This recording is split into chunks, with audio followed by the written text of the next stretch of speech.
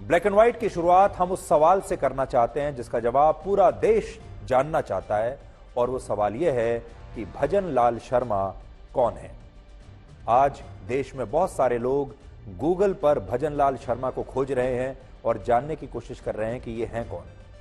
आज जब राजस्थान में बीजेपी ने मुख्यमंत्री के नाम की घोषणा की तो पहली पंक्ति में वो सारे नेता बैठे थे जिन्हें मुख्यमंत्री की दौड़ में सबसे आगे माना जा रहा था।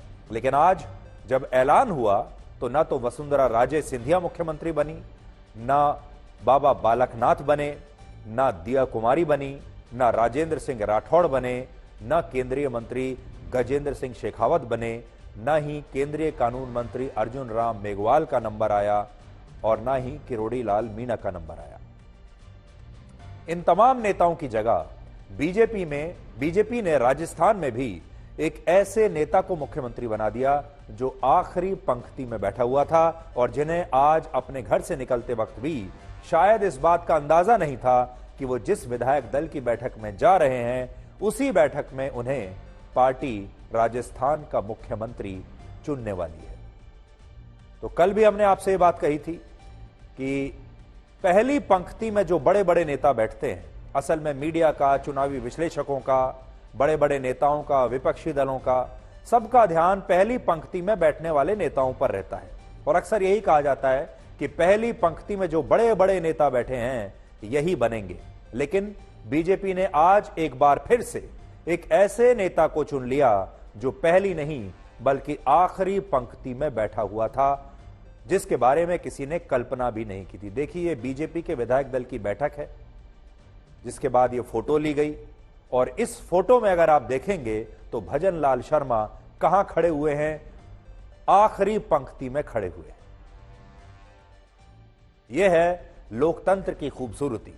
आप भी जब इस तस्वीर को ध्यान से देखेंगे तो आपको पता चलेगा कि भजन लाल शर्मा को शायद खुद भी कोई जानकारी नहीं थी कि पार्टी उन्हें इतना बड़ा पद देने वाली है। लेकिन ऐसा हुआ और बीजेपी ने मध्य प्रदेश और छत्तीसगढ़ की तरह राजस्थान में भी सबको चौंका दिया।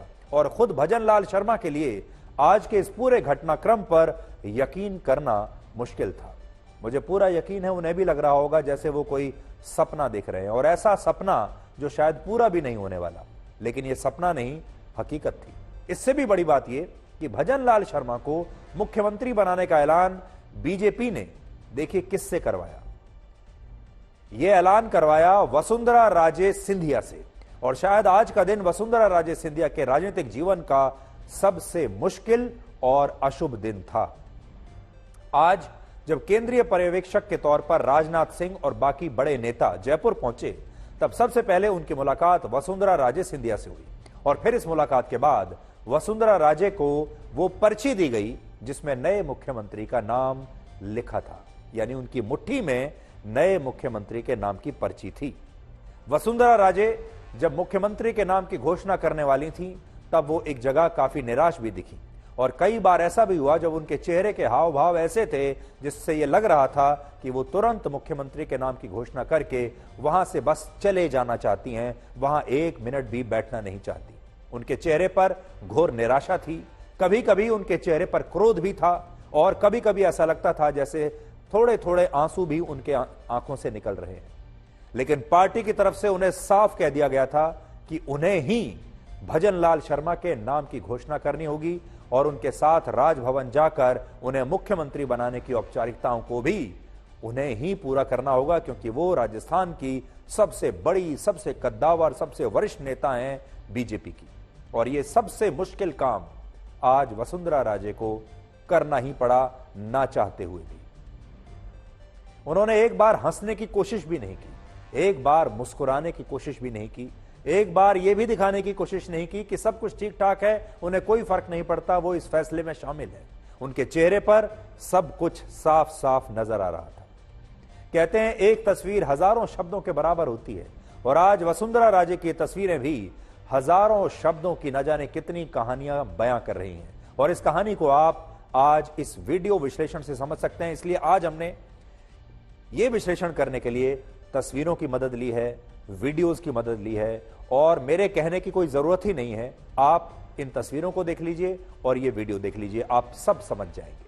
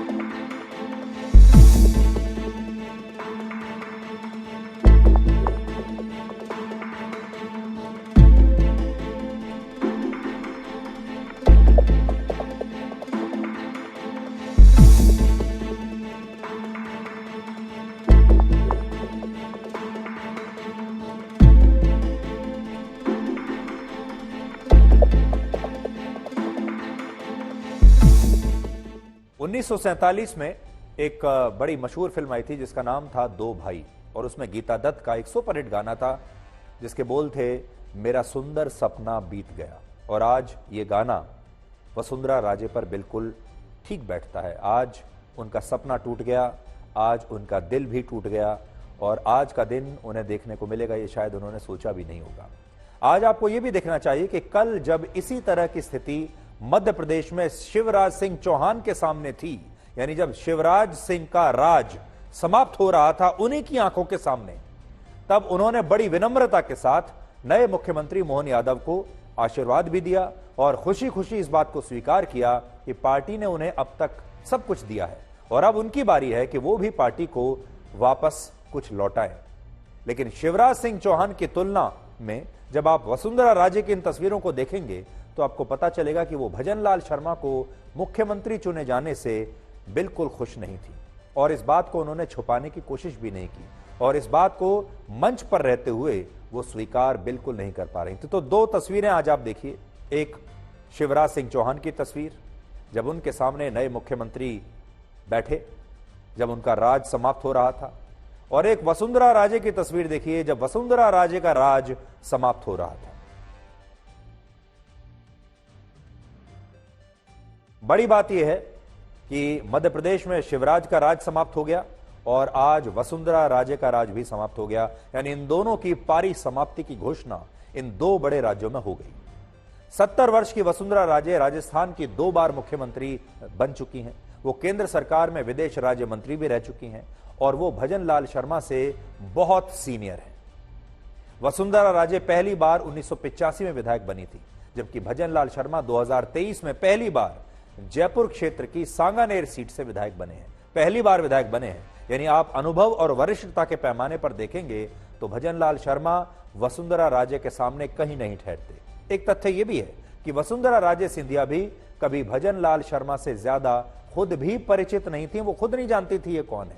वसुंधरा राजे सिंधिया जब जयपुर में पार्टी के कार्यक्रमों में आती थी तब भजन लाल शर्मा उनके पीछे सबसे आखिर में खड़े होते थे और कई बार ऐसा भी होता था जब भजन लाल शर्मा की मुलाकात वसुंधरा राजे से हो भी नहीं पाती थी, मतलब वो वसुंधरा राजे के पास भी नहीं पहुंच पाते थे। लेकिन समय का चक्र देखिए और इसी को हम लोकतंत्र की खूबसूरती भी कहते हैं कि आज वही भजन लाल शर्मा राजस्थान के मुख्यमंत्री हैं और वसुंधरा राजे उनके सामने मात्र एक विधायक हैं।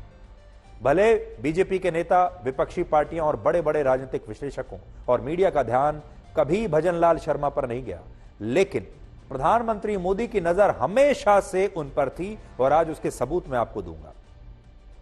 वर्ष 2019 में जब लोकसभा चुनाव के दौरान प्रधानमंत्री मोदी राजस्थान के करौली में एक रैली करने आए थे, तब मंच पर भजन लाल शर्मा उनके साथ बैठे हुए थे और उस समय प्रधानमंत्री मोदी ने उनके कान में कुछ कहा भी था, उनसे बात भी की थी और यह तस्वीर तब राजस्थान में काफी चर्चित हुई थी।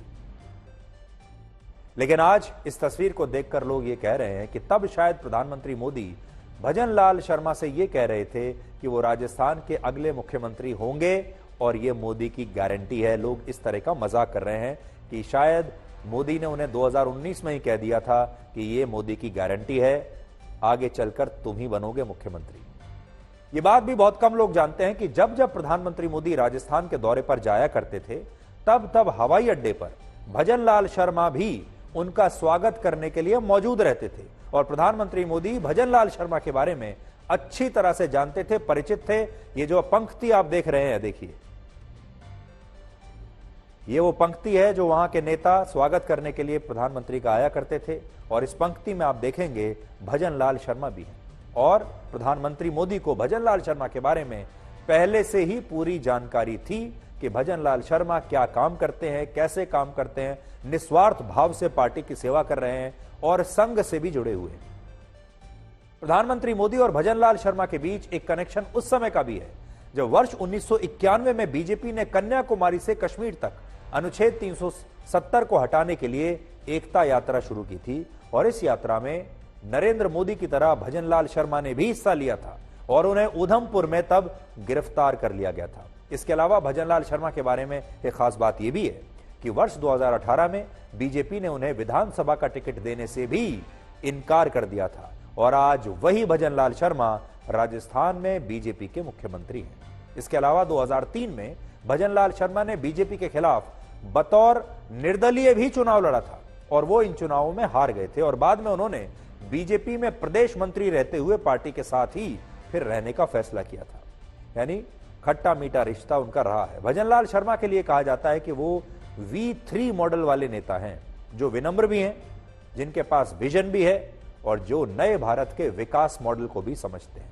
यानी विनम्र, विजन और विकास, ये V3 इंजन इनके अंदर लगा हुआ है। बीजेपी ने ऐलान किया है कि मध्य प्रदेश और छत्तीसगढ़ की तरह राजस्थान में भी 2 मुख्यमंत्री होंगे और यह जिम्मेदारी दिया कुमारी और प्रेमचंद बैरवा को सौंपी गई है। ये 2 मुख्यमंत्री होंगे। 52 वर्ष की दिया कुमारी जयपुर के राज परिवार से आती हैं, राजकुमारी हैं, रानी हैं और उनकी दादी और जयपुर की पूर्व राजमाता गायत्री देवी का पूर्व प्रधानमंत्री इंदिरा गांधी से एक जमाने में 36 का आंकड़ा हुआ करता था। जबकि 54 वर्ष के प्रेमचंद बैरवा दलित समुदाय से हैं और उन्होंने PhD की हुई है और वर्ष 2018 में प्रेमचंद बैरवा विधानसभा का चुनाव भी हार गए थे, लेकिन आज वो उप मुख्यमंत्री हैं। कॉम्बिनेशन अगर आप देखेंगे तो ब्राह्मण मुख्यमंत्री हैं, राजपूत उप मुख्यमंत्री दिया कुमारी और दलित उप मुख्यमंत्री प्रेमचंद बैरवा। तो ब्राह्मण प्लस राजपूत प्लस दलित, ये कॉम्बिनेशन बीजेपी ने बनाया है राजस्थान। हमारे देश के यशस्वी प्रधानमंत्री सम्मानीय नरेंद्र मोदी जी को धन्यवाद देना चाहता हूं। मैं हमारी पार्टी के राष्ट्रीय अध्यक्ष सम्मानीय JP नड्डा जी को धन्यवाद देना चाहता हूं। सम्मानीय हमारे गृह मंत्री अमित शाह जी को धन्यवाद देना चाहता हूं।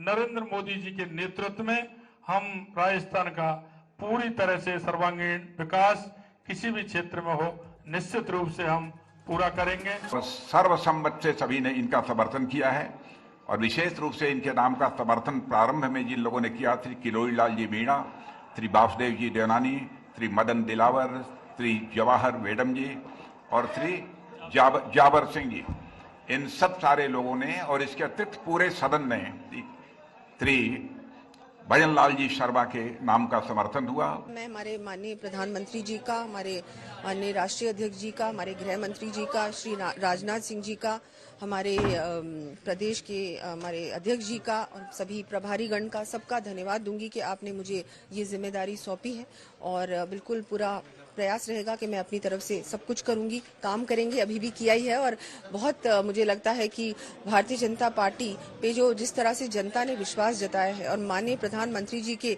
अब दिशा निर्देश में, उनके मार्गदर्शन में हम लोग भी काम करेंगे। ये भारतीय जनता पार्टी में संभव है, कांग्रेस में संभव नहीं है।